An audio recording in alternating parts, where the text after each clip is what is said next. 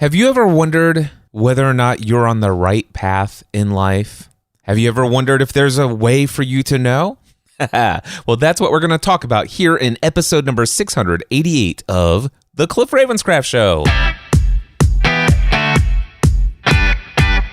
Are you ready to take your message, your business, and your life to the next level? Want to learn from someone with more than a decade of experience, training tens of thousands of people from all around the world? Hi, Cliff. This is Pauline from Auckland, New Zealand. John from Calgary, Alberta. Amy Porterfield. Michael Hyatt. Dan here from Dunedin, New Zealand. Ray Edwards. Mark Mason. Mike Stelzner. Pat from Smart Passive Income. It's Darren from Melbourne, Australia. Now is the time to live the life of your dreams and do the work you feel most called to do in the world. Welcome to the Cliff Ravenscraft Show. Here's your host, Cliff Ravenscraft. Welcome back, my friends. I have been reading a book that was recommended to me from a dear friend of mine.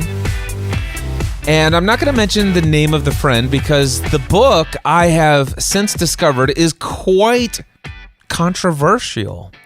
It's a book that was written, I think, it was published originally in 1967, 1968, something like that.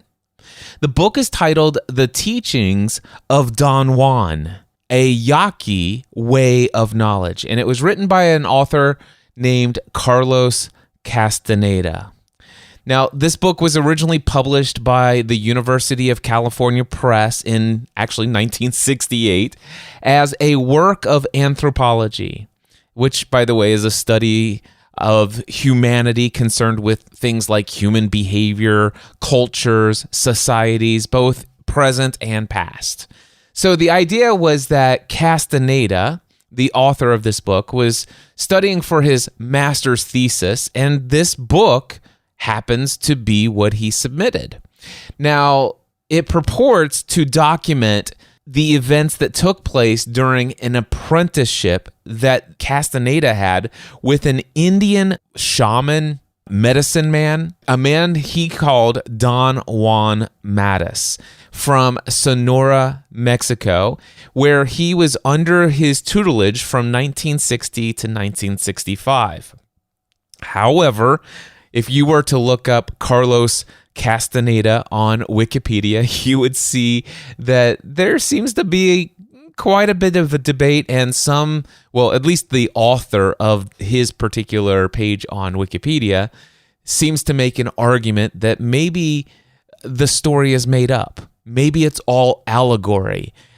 Maybe Don Juan never really existed. Maybe he borrowed his teachings from a lot of other sources. Whatever the case may be, this podcast episode, what I'm about ready to share with you, is not a recommendation that you go read this book, The Teachings of Don Juan. I'm personally reading the book. I am thoroughly enjoying the book, whether the events took place as they're described, whether Don Juan was a real person, or if it just so happens that Carlos read a lot of other source material and wrote an allegorical dialogue of teachings from ancient Toltec civilizations of Central America, South America. Well, that doesn't matter to me personally. What matters to me and what I'm enjoying about this book is the dialogue between Castaneda and Don Juan. I find are incredibly empowering. And I've had to deal with this in a number of books over the years. I'll never forget the first time I was introduced to the book Think and Grow Rich by Napoleon Hill. And there were so many people from my cultural background that says, oh, stay away from that because of this and this and that and this. So I read it, and at the time, it pretty much, there was a lot of stuff in there that seemed a little out there for me. A couple of things rubbed me the wrong way based upon my conditioned belief systems at the time and all this other stuff. And I got to tell you, it was a challenge. But here's what happened with Think and Grow Rich. What I knew is that I had at least 100 people or more, and that's no exaggeration, who are ultra successful in every area of life, relationally, financially, physically, mentally, all these different areas, who have said that one of the most influential books in their success beyond the Bible would be the book Think and Grow Rich by Napoleon Hill. And there's usually a handful of 2 or 3 or 4 other books as well. But bar none, I don't think anybody has ever credited their success to a book more than either the Bible and or Think and Grow Rich by Napoleon Hill. When I thought about that, I'm like, okay, these people are reading this book, and some of them have very similar belief systems to me. And I know that some of this probably seemed a little contradictory to their worldview at the time, but yet they recommended somehow not throwing out the baby with the bathwater. The idea of there might be some things in here that are said that may not be in alignment with your belief systems. But that doesn't take away the fact that there are very real truths, universal principles that work 100% of the time. And I'm so thankful that my reading of Think and Grow Rich so many years ago was something that I did because I will tell you, I credit a great deal of success that I've had breaking free from so many limiting beliefs and learning how to make my dreams become a reality. I attribute my success to a number of different things in my life: the support of my wife, my connection to God and my Creator and His guidance and providence, but also to the book Think and Grow Rich by Napoleon Hill. And I will tell you that I had a struggle with a lot of things that he said and how he said certain things, but I didn't have a struggle with some of the things that he simply said and stated as truths, and I was able to use those and say, let me take what I'm reading here, this bold statement, and let me evaluate all of my years of experience and see if I use this as a filter. If this were true, does my own experience bear this out? And I found that the answer in almost every case, when I ran that filter through in all the things with Think and Grow Rich, it was true. And I said, well, let me think about all of the people I know and all of the experiences that I've seen them, that I've witnessed in their lives. If I use this filter, if this is true, does it bear out all of the time? And sure enough, every single case. And I said, okay, let's think about this. What if I operate under the assumption that this is true, not only in every experience that I've ever had and what I've ever witnessed in everyone else, but that I can also rely on it every single time moving forward? What would life look like? What actions would I take if this were true? And I began to take those actions as if it were true in a means of testing of whether or not it's true. And every principle I've ever done that with in the book Think and Grow Rich bore fruits. I have not yet been able to find any conflict of my experience with the authentic testing of those universal principles.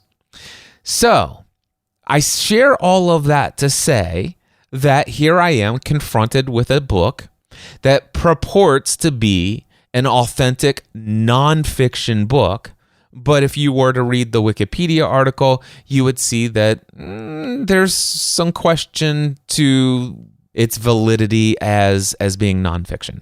So, but here's what I will tell you. The same thing is happening in this book for me that happened when I was reading Think and Grow Rich. As I'm reading a statement, I'm like, oh my gosh, I have to highlight that. Oh my goodness, I have to highlight that. Oh my gosh, I have to highlight that. Not only am I highlighting it, but there are so many different statements that, like words of wisdom that are written in this book that are attributed to Don Juan, Don Juan Matus of Sonora, Mexico, this Yaqui Indian wise man he's teaching Carlos Castaneda, and they're having these conversations that are dialogued, and I just hear so much wisdom that rings true. Now, again, maybe there was no Don Juan that said this, but Carlos Castaneda is certainly coming up with this wisdom that is being shared and being attributed to his Don Juan teacher guide here. And as I read it, I'm like, wow, this is profound, and it rings true. If this is true, what is being stated here, yes, I can see how this tells me why so many things have worked for me in my journey through life. And this also helps me understand why some things didn't work out when I chose to stick with something beyond when I should have. And it's also something I can think about when I'm witnessing the lives of so many other people where people are struggling. Wow, this rings to be true. There's just some inner knowing, some intuitive wisdom inside of me that says, yeah. And I'm getting that a lot from this book. Again, read this book at your own risk. I've made all of the disclosures, but what I want to share with you is one bit of dialogue. Now that I've gotten all of this out of the way, at the beginning of this episode, right as you hit play, you heard me ask, have you ever asked yourself the question, am I on the right path in life? Have you ever wondered, is there a way to know whether or not you're on the right path? Now, first, let me speak to what I mean by path. When I think about a path, I think about a path in life. And a path in life it can be in different areas. Like, am I on the right path in my career? Am I in the right path with my business model? Am I in the right path with my pursuit of a deeper connection with God? Am I on the right path of how I want to go about my health and physical fitness? Am I on the right? There's a lot of paths. There's a lot of different ways that we can talk about this. But in this episode, just consider the fact that for this particular podcast, I'm going to be thinking about, are we on the right path in life when it comes to the work that we do in this world? Now, if that is not an issue for you, but you are questioning about, am I on the right path in some other area of life? Certainly, everything that I'm about ready to say, you'll be able to find a way to make it resonate with what path you're discerning for yourself. But I want to share with you this dialogue. And so this is a conversation in the book that is supposed to be between Don Juan and Castaneda. Now, Don Juan, again, is the man of wisdom who is teaching Castaneda the wisdom of his culture. Here is that dialogue, and pretty much it starts off with Don Juan sharing. I'm going to read the entire dialogue, and then I'm going to come back and give some commentary.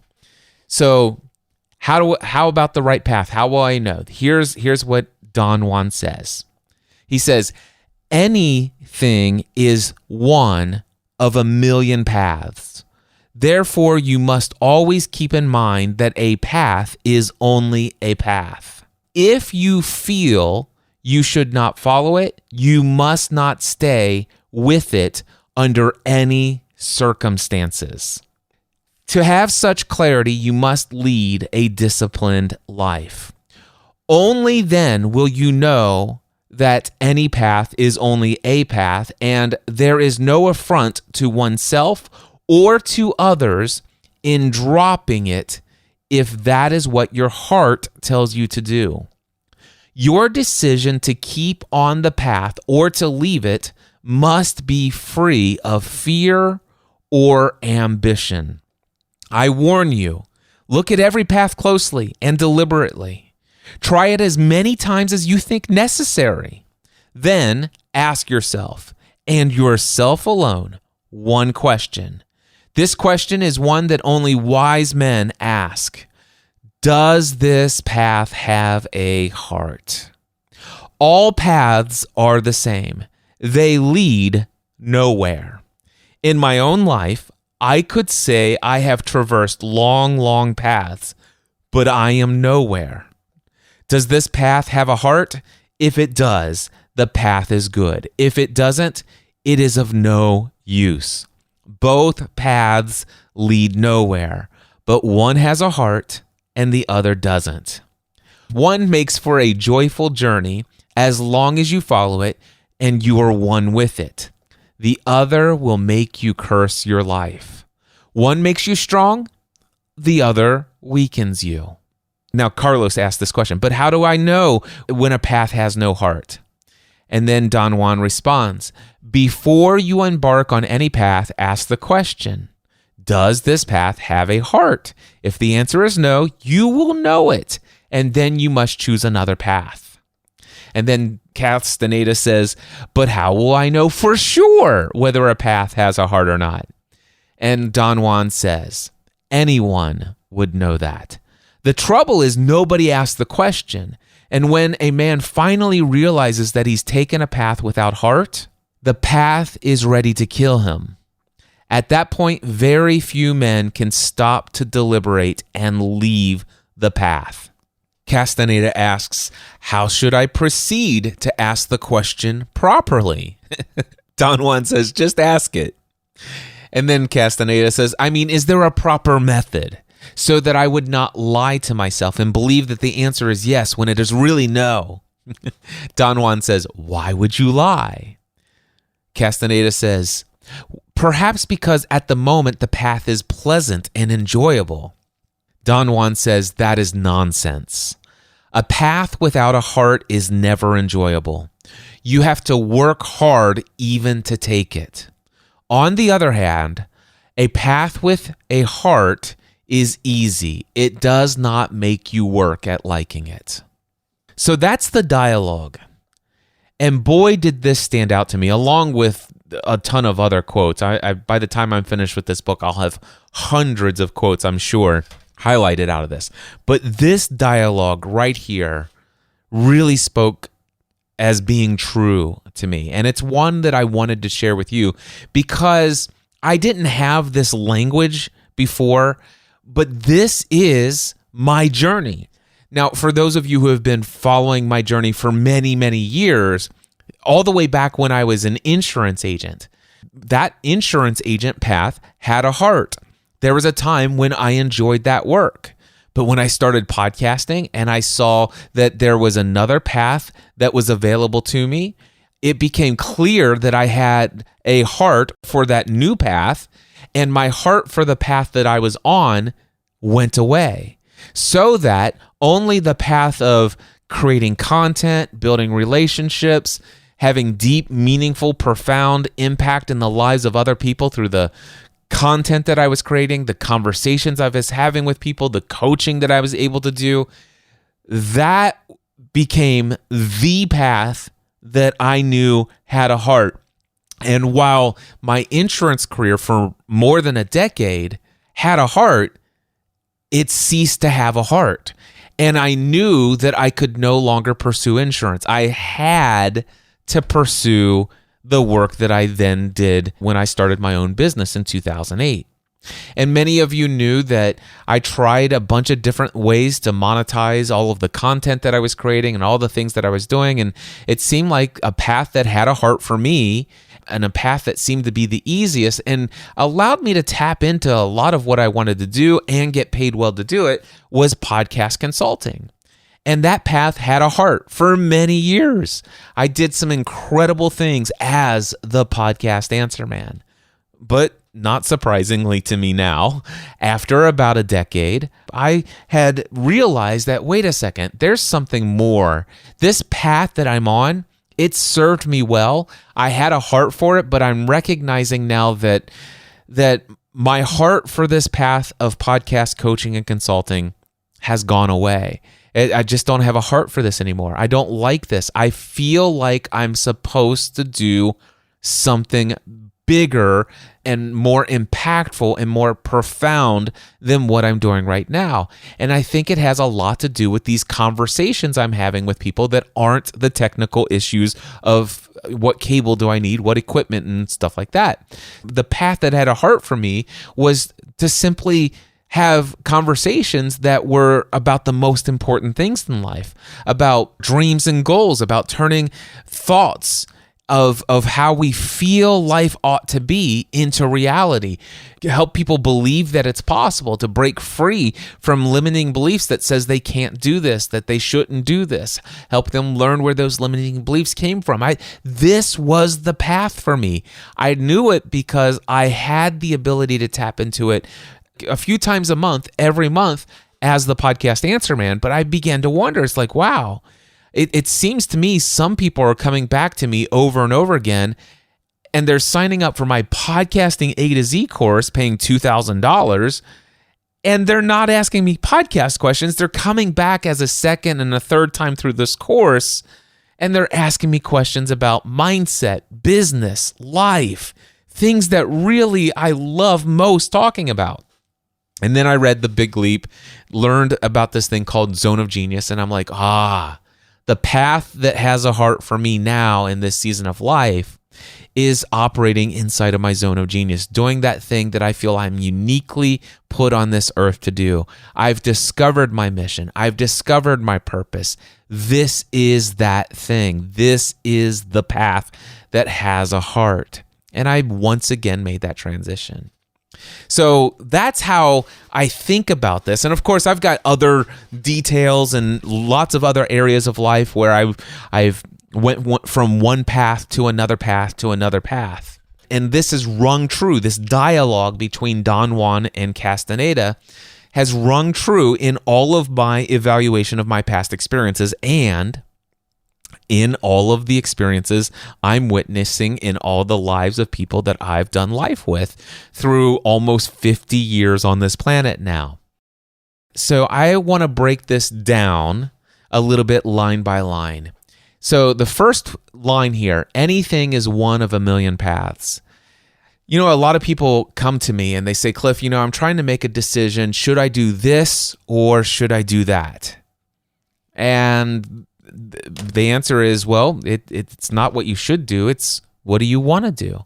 That ultimately, that's what it comes down to. What does your heart say? What makes you feel alive?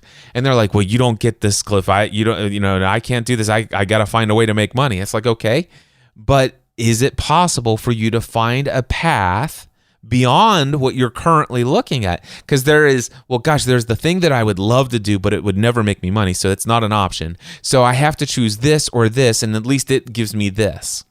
And it's like, but do you have a heart? Does it have a heart? And I never used this language before, but in essence, in my dialogue with people, this is exactly what I'd been getting them. Does this make you feel alive? Does this light you up? Is this something that's going to make you eager to get out of bed every morning before your alarm goes off? You wake up about 10, 20 minutes early and you're like, oh my gosh, I get an extra 20 minutes today to go do this thing I'm about ready to do. Does this path do that for you? And shockingly, there's a lot of people who just don't have that path. They are not on a path that has a heart. And so therefore, they're struggling with the snooze button. They're struggling to get their other priorities in life in. They're struggling to make ends meet financially. They're struggling with a lot of stress and they feel overwhelmed and everything is so difficult and challenging. But first and foremost is to know that there's millions of paths to choose from, and any path that you're considering is just one of a million paths. And he says, therefore, you must always keep in mind that a path that you are considering is only a path. That's it. It's only a path. Now, he says, if you feel you should not follow it, you must not stay with it under any conditions. Now, that's a pretty bold statement. And I got to tell you that there have been a number of times when I've been on a path, like, for example, with insurance, and I realized, I don't know that I should follow this much longer because I see this other path that's calling me, that has a heart. And I stayed with it for a period of time because I felt like I needed to create a financial plan of transition. Now, he says here, you must not stay with it under any condition. He doesn't say that you must leave it immediately. He says you must not stay with it. And the way I'm going to interpret this is you must not consider the fact that I need to be resigned to the fact that this is my lot in life. This is just how it's going to be. You must not stay with this path for your life. You must not feel backed into this corner for the rest of your life. Don't wait another 5 to 10 years. Create a plan. Create a 90-day plan. Create a 6-month plan. Create a 12-month plan. Create an 18-month plan. But stop with the 5 to 10 years down the road maybe plan. No, you must not stay with it that long under any condition. That's how I interpret this. Now, when I started my business, full-time self-employed in January 2008, I was not the most self-disciplined person. And yet I did at least have the discipline to know that I needed to leave the path of insurance agent. I knew that I needed to leave the path of family business. I knew that I needed to pursue the path that had this heart that was calling my name, that made me so excited, that felt like it was more in alignment with who I'm supposed to be in this world. I had enough discipline to make that decision, but I still had a lot of lack of self-discipline in so many areas. And also, what if I choose to do this new thing and some of the people that I respect and love feel like that's the wrong thing for me? What if they begin to confront me and suggest that I'm making a big mistake and stuff like that? If you cannot have the self-discipline or a disciplined life to where you're able to control your emotional state, that your emotional state is not dependent upon whether or not other people validate your beliefs, whether they validate your path or decisions, are you able to have a disciplined life where you have self-mastery of your mind and emotions? Now, I did not have that when I started. Thankfully, my parents were on board with my decision to leave the family business and were very supportive of me creating and going my own way. Thankfully, my wife was supportive. And pretty much everyone else around me was very supportive, except for one guy further down the road. But by then, I had surrounded myself with so many people that did support me, that gave me the courage to continue to move on. However, I will tell you that in those early days, I was not living a disciplined life. I did not have self-mastery. I did not have mastery over my mind and my emotions. And so there was this one time when this guy heard about how difficult things were financially for me in that first year. And he said, okay, Cliff, that's it. I can't support you anymore in this decision. I highly recommend that you just pack it in and pack it up and go back to mom and dad and get your job as an insurance agent back. I can't in good conscience support you anymore. Now, he certainly spoke into and triggered a lot of my own internal dialogue of fears and doubt and worry and anxiety and stuff like that. Had it not been for the other people who were in my mastermind at the time, I probably would have given up, because I did not have the discipline of going against what other people thought. It just so happened to be that his feedback was seen by about 9 other people in my life, and all of them said, you need to get that guy out of your life. Cliff, you're on the right path. But you see, I needed other people to validate it in 2008. And that was a problem. Now, thankfully, God just so happened to surround me with the right people at the right time, in spite of my lack of disciplined living, my lack of discipline and self-mastery of my mind and my emotions. Now, I will tell you that I have since mastered my mind and my emotions. I'm not perfect. I have my triggers still but I have strategies, techniques that have never failed. And what used to take me 2 weeks of, deep depression or anxiety, fear, lack of self-confidence, usually I can get that down to on average about 2 to 5 minutes, somewhere maybe 10 minutes.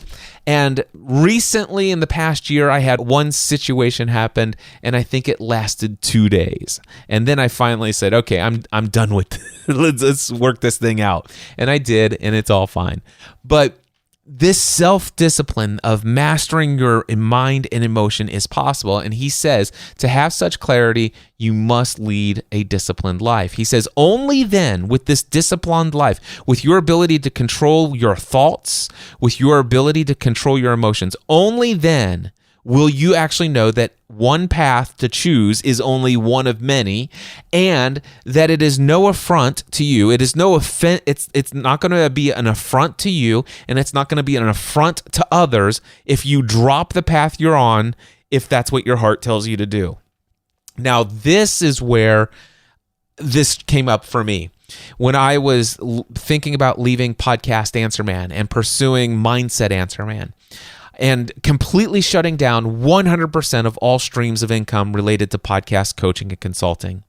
There was one person who was missing from the mastermind group at that time, but my green room mastermind, the other 4 guys in the group, I was in my hot seat and I told them I want to do this. And they all said, Cliff, don't shut down your business. Whatever you do, that's the biggest mistake you could make. Let's tell you all the reasons. For an hour, they went on and made every single reason why I should keep these streams of income rolling. I should hire a team of people to handle support tickets. I should help, hire people to do this. I should have a self-study course and blah, blah, blah. And now what they had is, from their perspective, from their perception, they had my best interests in mind. But what they didn't know was my heart. And so actually, I did consider changing my plans for my very first ever Next Level workshop, which was going to be building an online business. I was going to teach this workshop on how to successfully build an online business based upon my experience and what I've seen work for so many people. I was going to teach that over a day and a half. And I was concerned, well, people will know me for this. People know me as the Podcast Answer Man. They said, well, why don't you do a podcast, next level upgraded, how to take your podcasting to the next level course. And I started to pursue that. And then all of a sudden, it's like I couldn't get myself to create the sales page. I couldn't get myself to outline any topics. I couldn't get myself to write an email to tell anybody about it. I had no heart for that path any longer. It wasn't in me. And so, thankfully, I had the ability, in spite of the most influential people in my life, or at least 4 of the most influential people in my life, people I respect most on this earth, all of them said that I'd be crazy if I were to shut down 100% of my income streams related to podcasting and just dump it all and start over as the Mindset Answer Man. But that's the path that had a heart for me. And in spite of what they said, I had the disciplined life that knows this is not going to be an affront to myself. This is not going to be an affront to these 4 guys if I don't take their advice. In fact, it is exactly what my heart is telling me to do. So to have such clarity, you must have the ability to control what you think and how you feel. Only then will you know that any path is just a path and it's not an affront to yourself or to others if dropping any path, if that's what your heart tells you to do. Okay, your decision to keep on the path or to leave it must be free of fear or ambition. Now, I got to tell you, this right here is so important, such a vital statement. Your decision to keep on the path or to leave it must be free of fear or ambition. How do you actually make a decision without having fear in the equation or without having some ambition of what I need to achieve? All right. And I promise you, it is possible.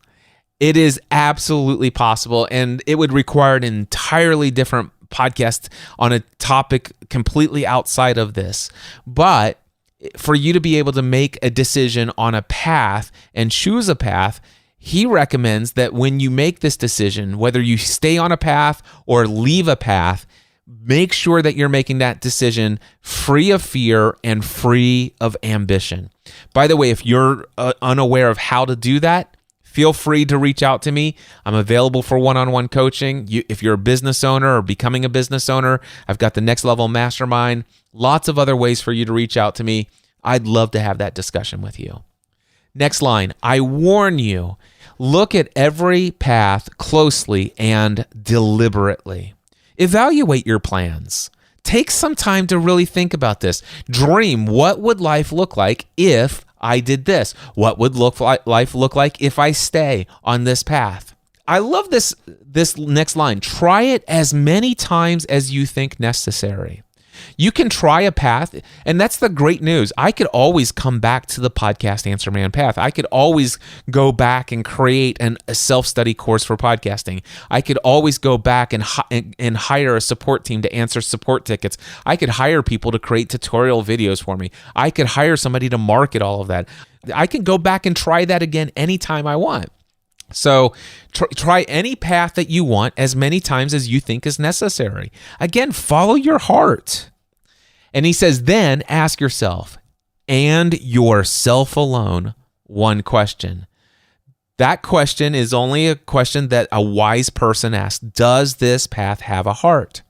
He says, ask yourself alone.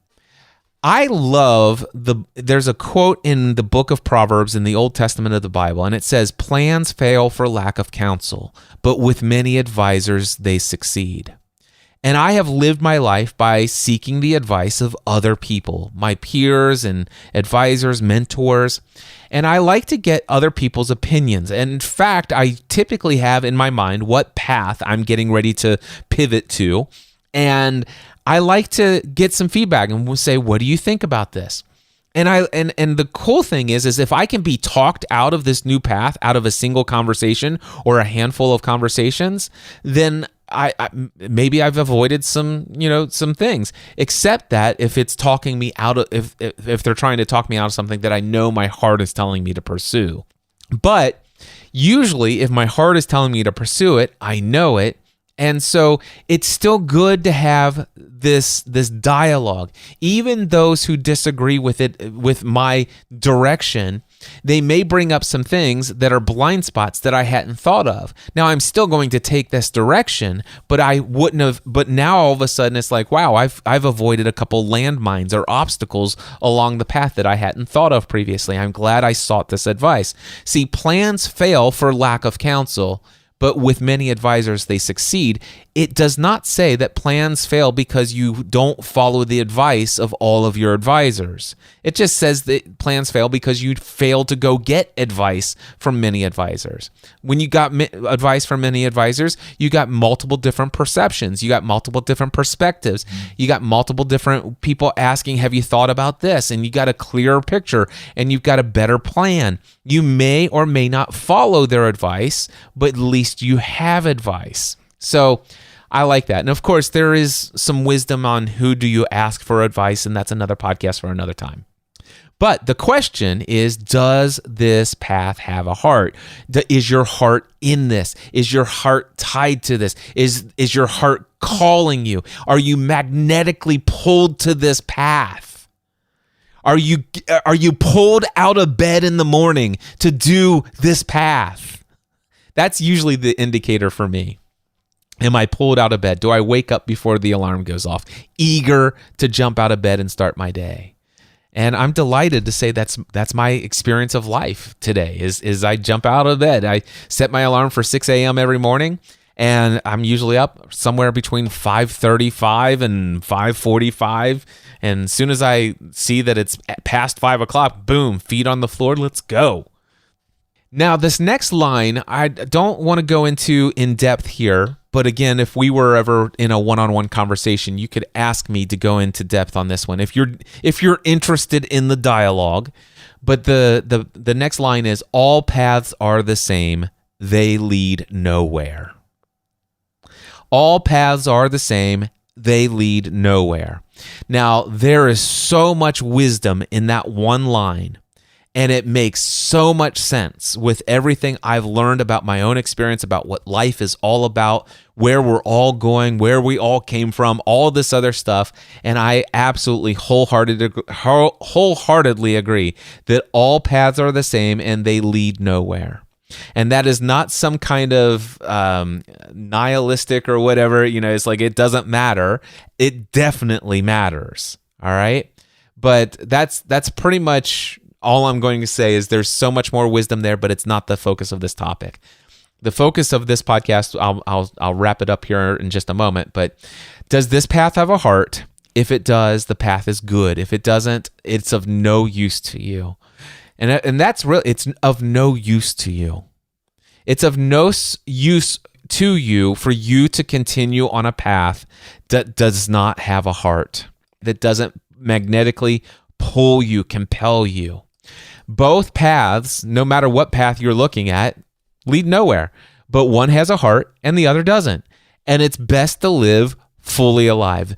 I think it was St. Ignatius who once said, "The glory of God is man fully alive." Don Juan says, one makes for a joyful journey as long as you follow it and you're one with it. It's a part of who you are. The other path is not going to be a joyful journey. And he says, the other path will make you curse your life. I remember, I didn't use that language, but I used to say, wow, this is becoming soul sucking. One makes you strong, the other weakens you. Are you weakened by the path that you are on, or does it make you strong and stronger each day? All right. Now, there was like the questions about how do you know? Just ask. Seriously, you're going to know the answer. So I'm going to ask you, is the path that you're on right now in life, does it have a heart? Is your heart in it? Is there another path that's been calling your name? Is there something else that you know you're meant to do, but you're afraid to do it? You're afraid of what other people will say. You're afraid of this, all of this other stuff. You lack the discipline and self-mastery of your thoughts and minds to overcome all of that. If you would like help jumping into the path that has a heart, I would love to help you. Are you on a path that has a heart? And if you are hearing my voice and you are not on a path that lights you up, that makes you feel alive, if you are not living your life fully alive, if you are overburdened, over-obligated, overwhelmed, stressed out, filled with anxiety because of all of the demands of your life from a path that is going to kill you, reach out to me. He says this, he says, listen, the trouble is that most people don't even ask the question if the path that they're on has a heart. When they finally realize that they have traveled so far down a path without a heart, that path is ready to kill them. And at that point, it's very sad, but Don Juan said, very few men at that point can stop to deliberate and then leave that path. Have you had a struggle transitioning from the path without a heart that you've been on for so long and jumping onto the path that has a heart, the path that you know you're called to go down? That's my question. Does the path that you're on have a heart? If you'd like to have a conversation with me about this, head over to mindsetanswerman.com. or cliffravenscraft.com. They go to the same place, whatever is easiest for you to say or type in, remember, whatever, mindsetanswerman.com or cliffravenscraft.com. Click the Work With Me tab on the website and look for one-on-one coaching or the Next Level Mastermind. Fill out an application today. If I read your application and I feel like you're a good fit for the type of coaching that I do, I will reach out to you. And I will offer you a free, complimentary, 90-minute, one-on-one conversation about this topic or any topic you want to talk about. No strings attached, my gift to you, and no expectation and no obligation that you'll ever become a paid client. That's how serious I am about helping you make sure that you are on a path that has a heart. Until next time, I encourage you to take everything you do to the next level. Mindset Answer Man.